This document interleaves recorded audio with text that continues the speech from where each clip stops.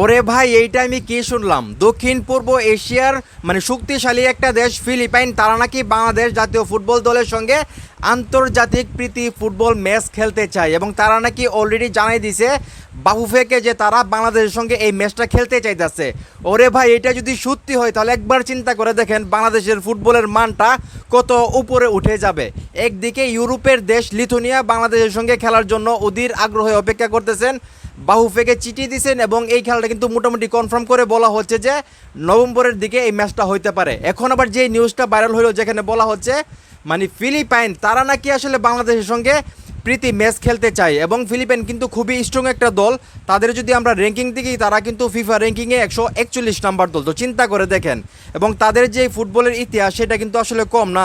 এখানে যদি নর্মালি আমরা দেখি তারা কিন্তু আসলে ইরানের বিপক্ষে ম্যাচ খেলছে, কাতারের বিপক্ষে ম্যাচ খেলছে, জাপানের বিপক্ষে ম্যাচ খেলছে, অস্ট্রেলিয়ার বিপক্ষে ম্যাচ খেলছে। ওরে ভাই, চিন্তা করে দেখেন তারা কিন্তু মোটামুটি বড় বড় যে দেশগুলো আছে ফুটবলের, সেই দেশগুলোর বিপক্ষে তারা ম্যাচ খেলছে। যদিও তারা ইউরোপের কোনো বড় দেশের সঙ্গে এখন পর্যন্ত ম্যাচ খেলার সুযোগ পায় নাই, তারপরেও কিন্তু তারা অস্ট্রেলিয়ার সঙ্গে ম্যাচ খেলছে, কাতারের সঙ্গে ম্যাচ খেলছে, দক্ষিণ কোরিয়ার সঙ্গে ম্যাচ খেলছে, সেটা কিন্তু কম না।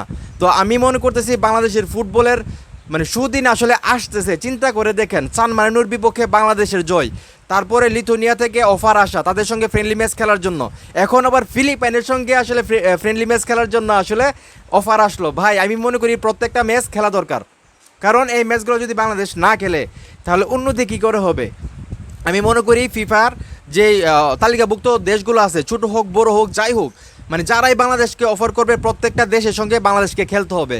তা না হলে আমাদের যে টার্গেট, যে স্বপ্ন যে 2036 সালের ফুটবল বিশ্বকাপ বা 2030 সালের ফুটবল বিশ্বকাপ, সেখানে কিন্তু আমরা যাইতে পারবো না, গেলেও কিন্তু ভালো কিছু করতে পারবো না। এই যে ম্যাচগুলো যারা আমাদেরকে নিজে থেকে আসলে অফার করতেছে, সেই অফারগুলো অবশ্যই অ্যাকসেপ্ট করা দরকার। লিথুনিয়ার সঙ্গেও খেলা দরকার, ফিলিপাইনের সঙ্গেও ম্যাচটা খেলা দরকার, আমি যেটা মনে করি। তো আমি খুবই খুশি বাংলাদেশের ফুটবলের আসলে সুদিন শুরু হয়ে গেছে এবং আমাদের যে সূচনা সেটা কিন্তু সান মারিনোর বিপক্ষে শুরু হয়ে গেল।